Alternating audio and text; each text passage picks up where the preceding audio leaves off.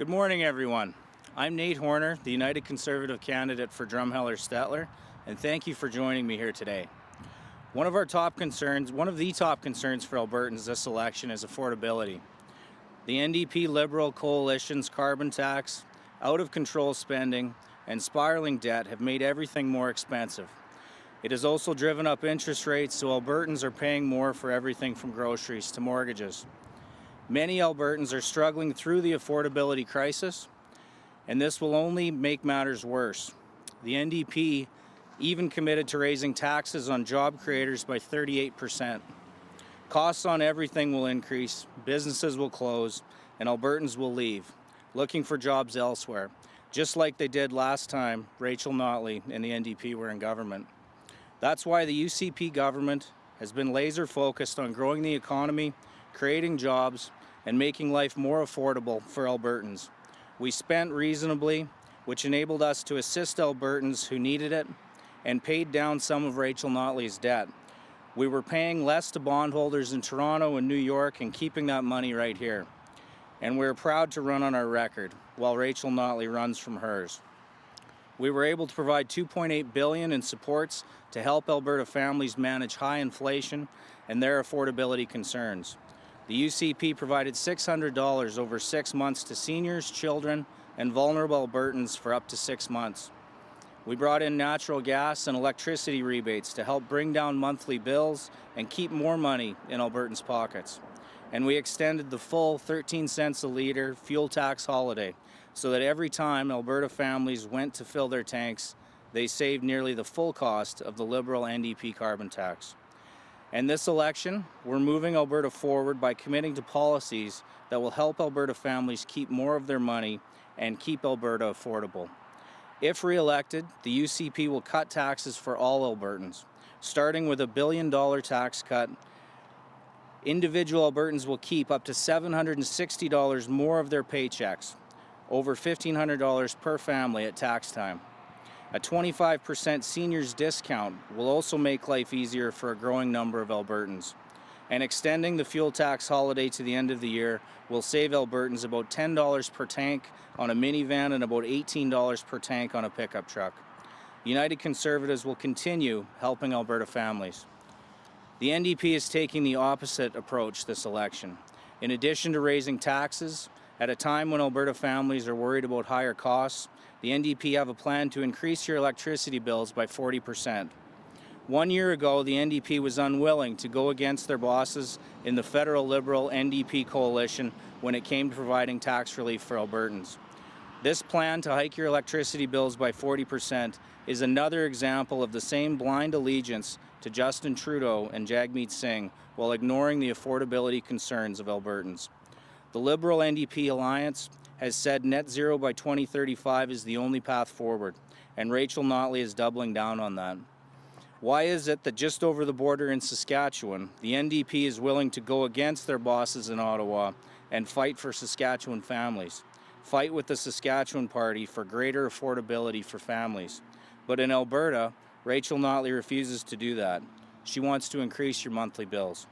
If you currently pay $100 a month on electricity or $1,200 a year, Rachel Notley is planning to increase those payments to $140 a month or $1,680 per year.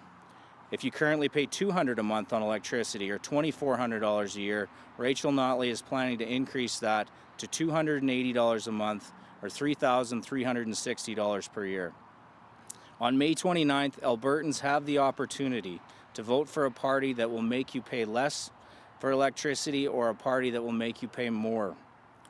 The NDP didn't do their research into the impact of their 38% tax hike on Alberta employers, and they clearly haven't thought through their irresponsible plans to hike your electricity bills by 40% by racing to net zero 2035.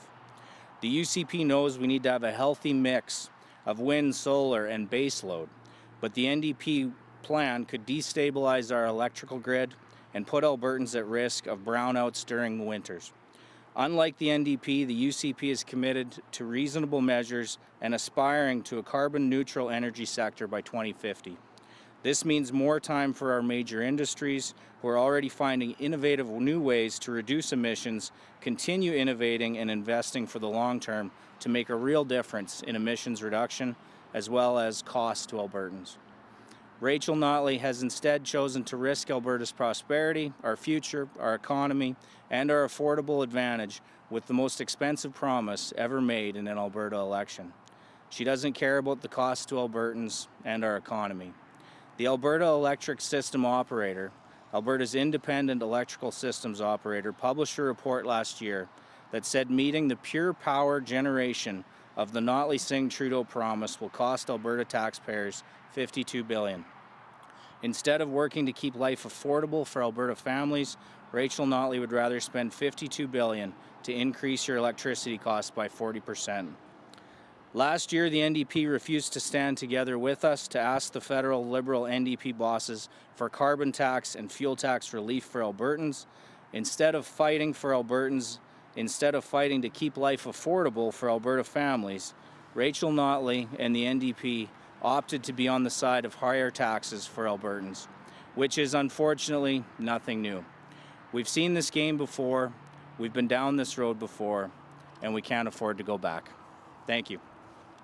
All right, thank you. We're going to move to our Q&A portion. We're going to take first question from all reporters, and then if we have some time, we'll go around the horn again. Seeing no questions on the floor, we're going to go straight to the phones. Operator, could you please put through our first caller? Our first caller is Catherine Kafkowski, Alberta Today. Please go ahead. Hi, thanks for taking my question. So you mentioned the carbon tax, and last week Devin Duration said that should the Conservatives win federally, there be no more carbon tax in Alberta, either the consumer carbon tax or the large industrial emitters tax. And I'm wondering, how does that change your climate plan if there's no more levy on large industrial emitters? I would just say there's been a levy on large industrial emitters since 2007. Alberta was, I believe, the first jurisdiction in Canada to bring it in. So I'm sure that's a conversation that we would have to have as a caucus and a government and with all Albertans. But I think it's highly unlikely that that would leave.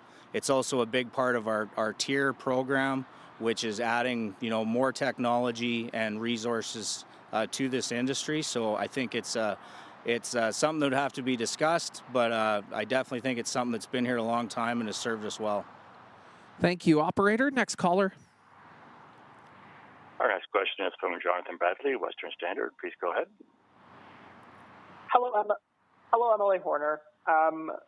You mentioned that the UCP is committed to alternative forms of energy as part of its climate plan. What is the UCP stance on nuclear energy and expanding it? I think we're extremely bullish on nuclear energy as a party. I think you've seen over the past 4 years, we brought in the initial framework to pursue nuclear power generation. We signed the MOU with Ontario, Saskatchewan, and New Brunswick in the early days of our last term.